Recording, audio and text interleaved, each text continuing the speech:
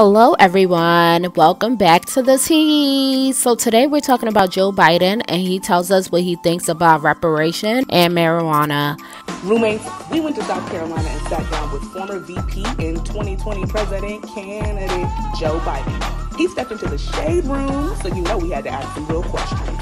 Something that became a very big topic of discussion last year in 2019. It was 400 years since slavery had started in the U.S., and people were thinking that, hey, America might give black people reparations. They might run us our coin. I support us going out and doing the study that studies whether or not, what is the nature of reparations and whether there should be cash payments, what should happen. But I know in the meantime, reparations means repair. You make up for what's happened. We know there's systemic racism in education.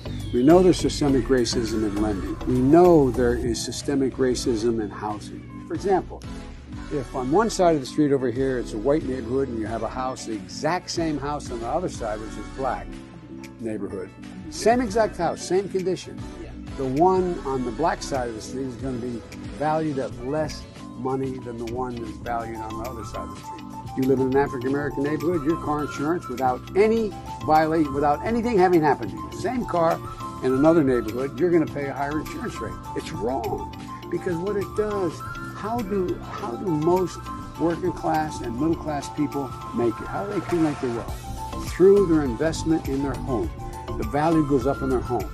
When you deny people the opportunity either to buy homes and or to have homes where you can accumulate wealth by building up a nest egg in that home, you put people at a gigantic disadvantage. Now, that 1994 crime bill that you wrote is being discussed 26 years later because many people believe that it resulted in the incarceration of millions of black and brown people. We just want to know, what was your intention behind that bill, and what does criminal justice reform look like for you in 2020? Number one, years ago, that bill, you know who supported it? The Black Caucus. Okay. Every major black city mayor. This is cheap. Every mayor who was African American. It also had the assault weapons ban. I was able to eliminate assault weapons. I'm the only guy that's ever been able to get that done. Thirdly, it also had, you could not have these massive clips where you can put 100 bullets in one, hook it to one gun and you can fire 100 shots. Nobody needs that. It's just done for murder, no other reason. Thirdly, it also contained the Violence Against Women's Act. And that's what I wrote, and it was very, very, very important to begin to try to change the culture of how women are treated in America. It had provisions in it. It didn't have increased sentencing in it. What it did have in it, which I strongly opposed to at the time in this big bill, was it had more money for state prisons. Well, I think I put in that bill drug courts, which meant that anybody who's convicted of a crime that has to do with a drug should not be going to prison.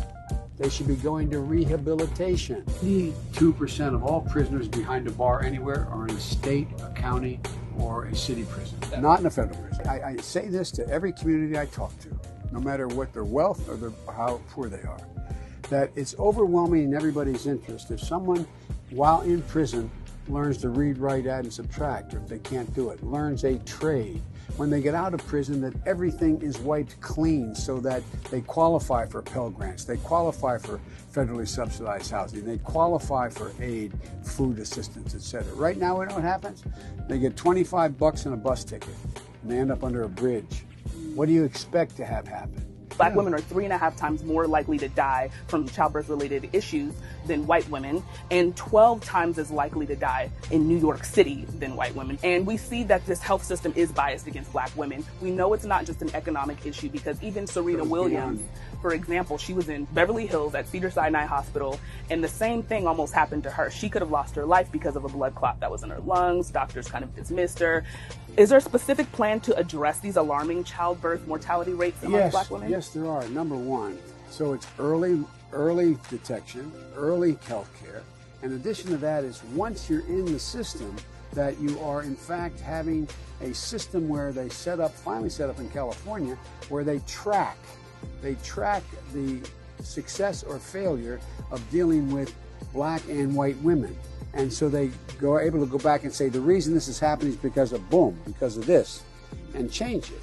Now, some of our roommates love weed, and they want to know why you don't fully support legalization. When you talk about marijuana. Everybody said Biden says it's a gateway drug. I don't think it's a gateway drug.